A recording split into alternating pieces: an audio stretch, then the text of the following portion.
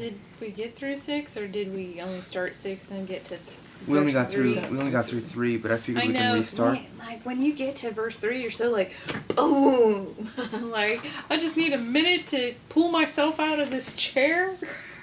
I figured we can reread those verses and continue on. And just to get a context, you know? Well, I don't think we have to reread them because I assume it's pretty familiar territory. Okay. I think you can pick up at verse 4 and you'll be in a correct full thought. Okay. Even though they're connective. O Ephraim, what shall I do to you? O Judah, what shall I do to you? For your faithfulness is like a morning cloud, and like the early dew it goes away. Therefore I have hewn them by the prophets, I have slain them by my words, by the words of my mouth. And your judgments are like light that goes forth, for I desire mercy and not sacrifice, and the knowledge of God more than burnt offerings. As he says in verse 5, it says, I have slain them, and I've slain them by the words of my mouth. I mean, well, one of the things I think of is Art Katz sometimes takes the story with Jesus coming off the Mount of Transfiguration, and there's the father with the epileptic boy, and the demons, the disciples couldn't cast out the demon, and Jesus cast it out, and of course they had the question later, but Katz would focus on them saying, like, why could we not cast it out? No, the focus would be on that the boy was shaken so violently, and then he went still, and they thought the boy was dead. But Jesus, helped him up, and he was actually alive.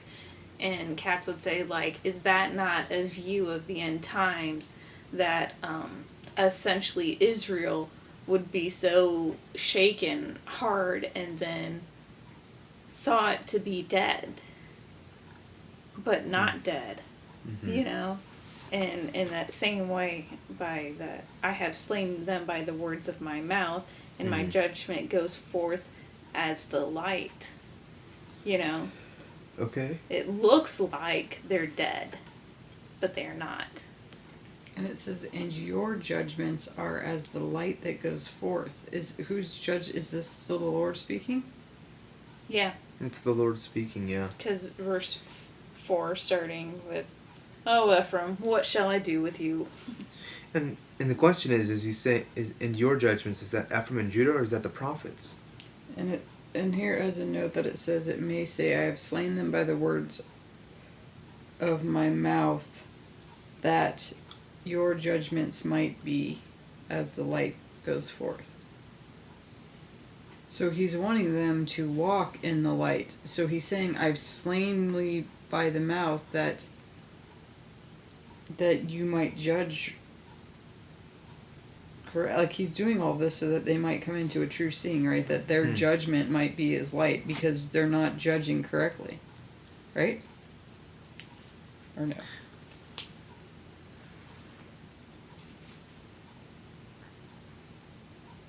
Well, if you put 4 and 6 together with 5 in the middle, you can see that their love or their faithfulness is like the dew, right? Your love.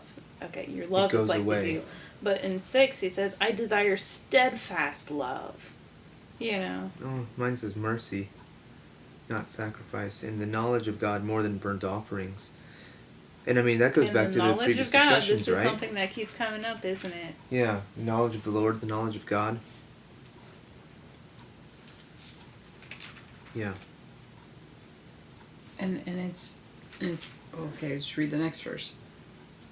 But they, like men, have transgressed the covenant. They have dealt treacherously against me. They, like men. Well, aren't they men? So, like, why is he... he's desiring that they behave... I think... Okay. I think this goes back to something that we kind of hit on and kind of didn't hit on. Zion-Babylon contention. Zion is like the heavenly Jerusalem, the mother that is above, right? And these are the children of Zion. But when you go to something like Lamentations 2:1, it talks about the beauty of Israel being cast down from heaven to earth. Revelation 12, there's a sign that appears in heaven. And some say, no, that it has to be Zion because it's in heaven. But it doesn't have to be, because what if Israel itself is something that is a heavenly reality or heavenly being? I don't know exactly how to word that, but what if the woman that's on the earth that's being pursued by the dragon is the same as the one who's in heaven? And it's the exact same statement, and so you've got, but like men, they transgressed the covenant. Not to say that they are altogether not men, but to say that Israel as a corporate body, their calling is right. You ready? I'm gonna bring the argument again. But at Adam they transgressed the covenant. Mine has a note for that too. So But yeah. like Adam, they transgressed the covenant. That Adam was a son of God, according to Luke 3, the last verse of Luke 3 there. And yet how is it that the son of God, Adam, is transgressing the covenant? How is it that he's sinning? Well, most of us don't even consider the covenant to have been In the garden? Adam's time. Yeah. Most of us would consider it picking up, probably the earliest would be Abraham. Some at Sinai. So, the poeticness is very interesting and detailed there. But like Adam, they transgressed the covenant. There, where's there? There they dealt treacherously with me. Where's the there? Is this again going back to the garden and saying that just as Adam ate the fruit I told him not to, these have also transgressed in that state of union with me, in that place where they were to be my bride. I was going to be their God, they would be my people, but they said, Moses, you go. And I mean the whole bit of it. I don't know, I'm feeling to see if there's anything there, but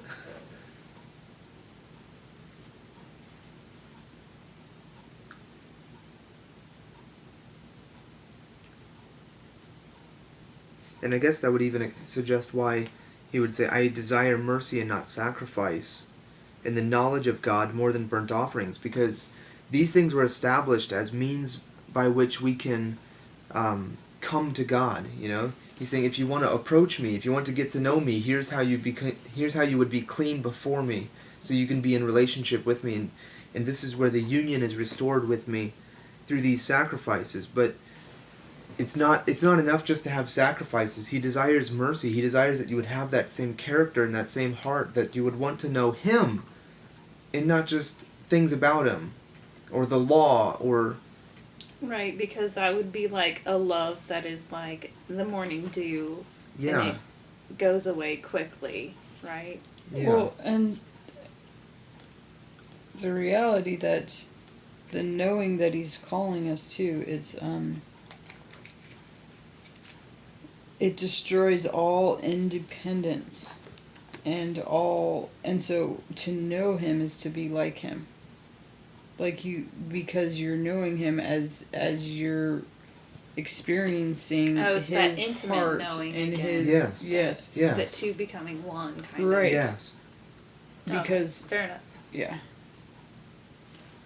Good point. And you know, again with Adam, Dietrich Bonhoeffer, one of the things he goes through in the book Ethics, that he's really feeling for, and I don't know if he ever came to a complete thought before he was martyred, but this issue of shame, the issue of shame being coming from disunion with God and disunion with fellow man and disunion with creation, that because there has now been a schism or a gap that has been introduced, that man sees he's naked and he wants to hide from God instead of to run to God. And now there's a shame that comes in. And I wonder, you know... And which shame and condemnation are the enemy of intimacy, right? And with Adam, when he feels shame from nakedness, God says, who told you that you were naked? Right. could it be that even then the Lord knew that only comes from the accuser of the brethren? Because we find the nakedness shameful and something that we want to hide, but the reality is he was having a relationship with, like, nothing changed about what was going on in the garden except for their consciousness, right? Right. And so in Song of Solomon she says, I am black, and he says, but comely, or I am, like, I am like the tents of, and then but like, I feel like it's the Lord, like, because in our weakness he is made strong. So he intentionally created us naked because his intention was always to clothe us with himself. So it's our weakness that actually makes us beautiful to the Lord, because he desires to be that for us. And religion causes us to want to change what the Lord always, like, he's never been upset about our nakedness, because I don't know if I'm putting this out, but, like, there's our emptiness and our lack is not, from his eyes, is nothing that the Lord condemns us. It's something that he desires us because of that. I would ask, is it weakness, or is it innocence? That they were not conscious of their nakedness. They didn't know. Such a thought hadn't ever been told them or explained to them. They just were as they are. Yeah, but I think we all know from being over 20 years old that something that once was innocence, then people, if you continue in that way, people will mock it, and it becomes to you a weakness. Okay. I see what you're getting at there. Innocence has a proper time, but yeah, most of us can't stay there. But the fact that Paul was rejoicing in Right. his weakness, that when then the whole thing of the rest, the whole thing of you can't ride horses, Israel. You can only use donkeys. Like, that seems ridiculous, and it seems like you're putting us in a place where we're vulnerable, and allowing that the Lord wanted us to be in such a state so that we could rely completely and totally on him and not have to rely on anything of self. Like, there's a beauty in that he's giving himself as our solution to every problem that we would face. And that you have transgressed, you have dealt treacherously against me. I mean, when in the garden, like, did God really, I mean, basically what was in question was, can you trust what the Lord said? Yeah. He's trying to keep something from you. Right. There was this underlying questioning the very nature and character of who he was. Right. Why would he keep that from you if he loves you? Or, I mean, however the question would go in the mind, Can we believe that if God withholds information, it is for our benefit and not for our detriment? I know we've just been kind of stabbing at it, but I'm still trying to see, how does this go back to Adam? How is their current non-priestliness like Adam? Right there in 4, your love is like the morning cloud and the dew that goes early away, or goes away early. I mean, if you're thinking, like, no matter what the traditions say of how long it was before the sin came into creation, I mean, it happened with Adam and Eve, like the first 2. Like, how quick was that, right? Right. It couldn't even last for Cain and Abel. Right. Yeah. But I think the Lord's also showing that religiously we continue to have that pattern as well. Yeah. For whatever circumstances, if it's the serpent saying, God is holding back from you, or if it's us religiously, like, trying to do something that's going to impress God, because if we could be like him, then he'd be like, oh, I love you so much more now, right? I mean, isn't that the idea that we so often get in religion? If we make ourselves clean enough, if we do the right the right religious things like going to church, going tithe, play niceties all the time, Stop then your God cursing. will like us more, Yeah. right? Stop watching your rated R movies or whatever else. I mean, Well, these some things are healthy, but right. yes. These things are beneficial in and of themselves. But I mean, they're. I think that's exactly it. You've got Adam and Eve clothing themselves with fig leaves, and what is that Jesus curses outside of Jerusalem but a fig tree? Because it bears no fruit. This thing that calls itself a religious system that brings you close to God, gives you that intimacy and that knowledge of God through the sacrifices and the burnt offerings, and yet here it is, they don't even recognize when God himself visits. They hide when they hear his voice. Yeah, there's something about that. And there's something that his blood, there's something in the power of his blood that's meant to overcome any inhibition in us to run to him. But like Adam, they transgressed the covenant. And you know, I guess I shouldn't want to pass by that so fast because well, I was about to continue reading, but why is it that it's called the everlasting covenant or the eternal covenant? Why Brit Olam instead of just the covenant that I made with your forefathers? Why is it that he calls it an eternal covenant? Or Is this a rhetorical question?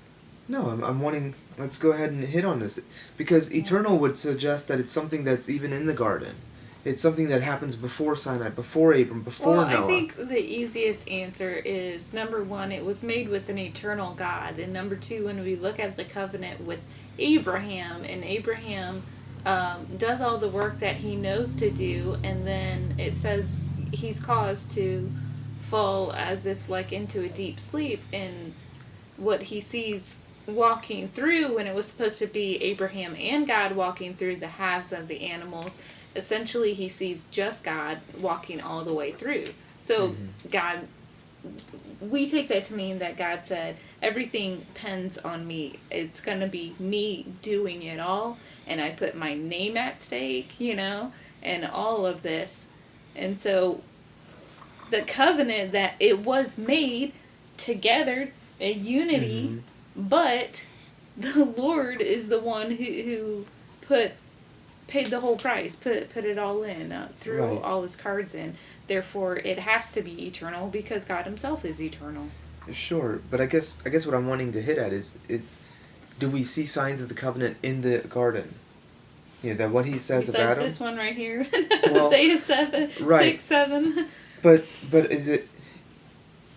can a case be erected that what God said of man, that he shall have dominion over the birds of the air, the fish of the sea, and the creatures of the land, and that the sun and moon shall be governors over the darkness and shall not allow it to go further than... Is there a sense in which this is covenant language, where God is speaking, or even talking about like the garden, and when you look at the garden and the way that it's talked about and the way it's described, you could find similar language to the tabernacle, and is there a connection there that God is bringing his people back to the garden because that's where the covenant was made, and that's what the covenant describes. Made, it still wasn't eternal because that was still in time.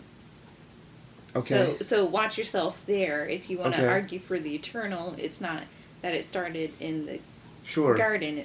It was even before. Yeah, and I mean John in Revelation 13 uses the phrase that he's the lamb slain before the foundation of the world, before the creation, before there was a world, before there was sin. He was the lamb slain. So I mean, I'm trying to feel for that and ask the question of, where's the evidence that Adam broke the covenant and that is directly related to Israel's transgression and sin here? I would be willing to consider the phrase that the Spirit hovered over the deep, and that hovered, if I remember right, is like a mother eagle encouraging and, if you will, inspiring her young eagles into flight, to take flight just with like her. in Deuteronomy 32. Right? So in the same way, we essentially believe that the Holy Spirit continues to work now, and what we're seeing here with Hosea and Israel, if you will, is they're no longer allowing themselves to be stirred by the Spirit, and they're also not taking flight with Mother Eagle, if you will. You could say, because that one was actually before time. That was outside of time, though it was considered in the beginning. You know what I mean? Yeah. What we in our science call time, that was before the measurement thereof. Sun and moon and yada yada. In the same way that Paul says, since we are led by the Spirit, let us keep in step with the Spirit. There's a really great summation of an eternal covenant. Mm-hmm. Are you ready? Sure. Because I think that you could probably continue to draw that out, but I'm guessing not from where we sit at this time, but to revisit it at a later time. It may unfold itself. Okay. But like Adam, they transgressed the covenant. There they dealt treacherously with me.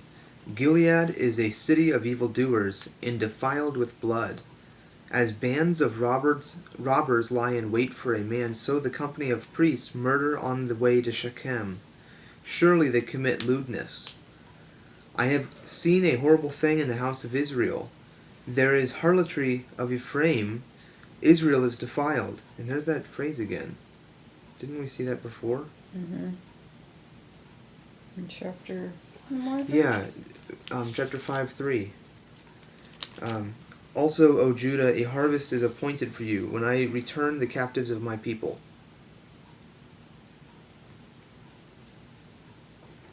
A harvest is appointed for you. So that reminds me back at the end of chapter 1 when it says, great shall be the day of Jezreel, which means they shall be sown. Fair.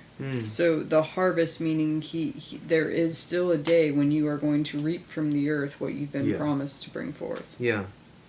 No longer the sowing, but now a reaping.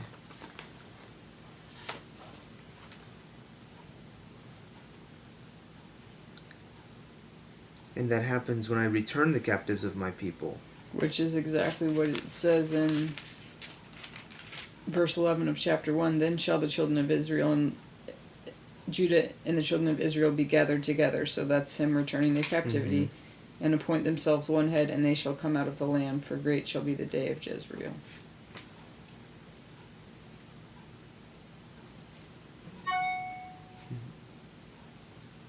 So when we have Gilead in verse 8 is a city of evildoers, Gilead is in other places referred to like the famous phrase, is there no balm in Gilead? Because it was very fertile and they could grow a lot of, if you will, like medicinal plants and things. And so it was known for its healing anointment. And yet here it becomes what, maybe a place that heals the wounds lightly, but it seems like instead of healing at all, it's become quite the opposite, right? And what do you do with verse 9? That the priests are like band together for murder. And who is it that they're wanting to murder? I mean, I don't know if this is a question that can be answered, but is there a chance that what God's getting at here is, it's not so much that the priests are committing murder, and maybe the priests would hear Hosea saying this and be appalled because they're not doing that, but maybe there's something else being said in that, just like... Well, it says, as robbers lie in wait for a man, so the priest also. Murder on the way to Shechem. Right, they act like a band of robbers and they murder on the way, right? So, you have that, like, waiting to, like, ensnare or attack. They're looking for the snake. They're looking, and then he said, isn't it to be angry is murder? Right. And so he's saying that they're lying in wait. They're waiting for the moment when they can. They're looking for opportunity to find fault. what if it's again though by swearing and lying, killing and stealing, and committing adultery, the wiggling of the finger, the contention and rebuking. It's the sheep biting and devouring one another, so to speak. Is it possible that what's going on here is it's uber brutal. Is it possible that what's going on here, Hosea is seeing the action of these priests, and even if these actions aren't physically murder, he's seeing that this is the same heart as what leads to murder, and that in tearing down your brethren and in thinking that you're doing well by offering the sacrifices on their behalf, but their sacrifices based in a covenant to death and hell. And you're still in a heart that is dividing and in contention. But then why the priest? Why isn't that O Jacob or O Ephraim? Or Because the priestly people are supposed to be the ones that are coming before the Lord for them, right? Yeah. They're not supposed to be ministering for the accuser. And he did previously say, like people, like priest. I have seen a horrible thing in the house of Israel. There is the whoredom of Ephraim.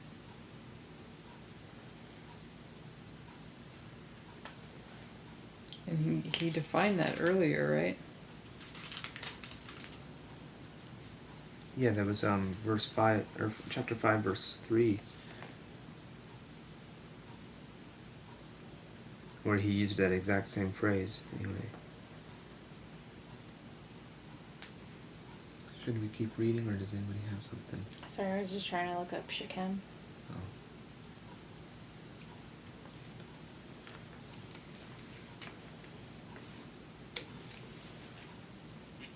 Oh wow.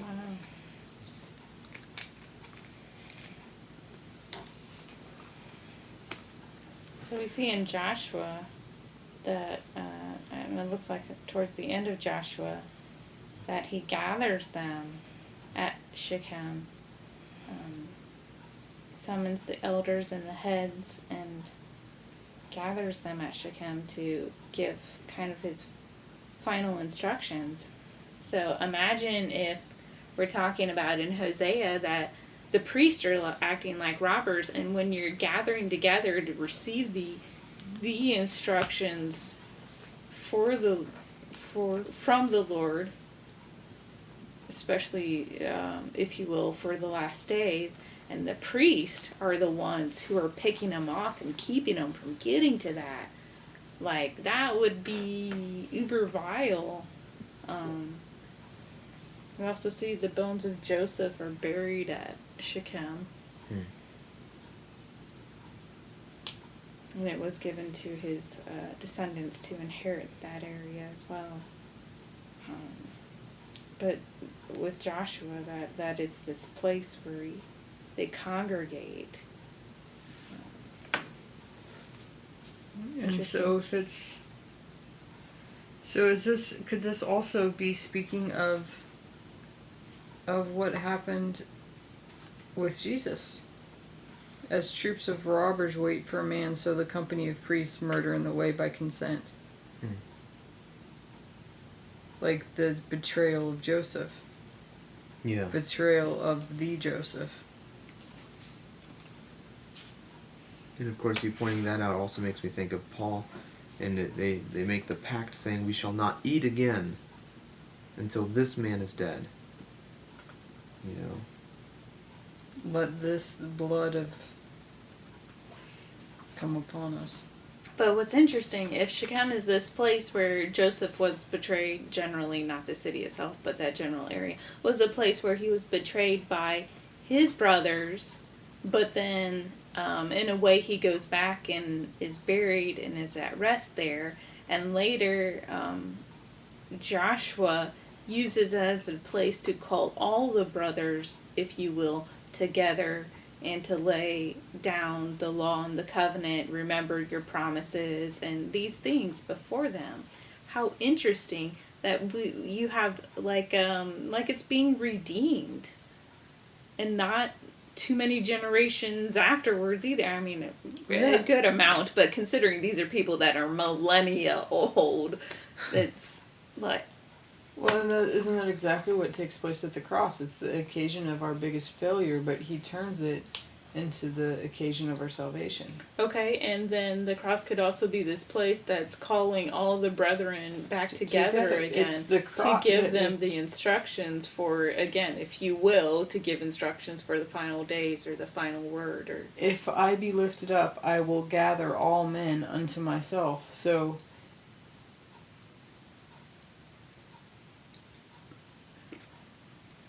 yes, he's using that place in a paradox and a mocking of the powers that what you meant to scatter, I'm using this to gather. and then what do we do What you meant when for evil. when we Yeah, have like these priests who are Haman's keeping people from gallows getting being there? turned on his own place. So it's truly a call to unity. That betrayal, like it's the love of Christ constrains me. Like it's his love that can. That's so powerful. And Putting even, that place together. even Joseph, what you intended for evil, God has intended for good. Or God has used, I don't remember exactly how it's there, but... And Yeah. for them to then gather at that place, he has removed the shame of that Right, place to right. remind them of that.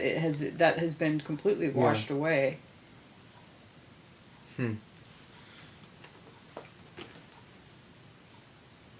Interesting. So you could even almost take it and say, in that place where they said to him, "You were not my people," there they There. gathered as a people, Yeah, as sons of the living God. yeah. Both talking about Shechem and talking about the cross, of course. High five for everybody.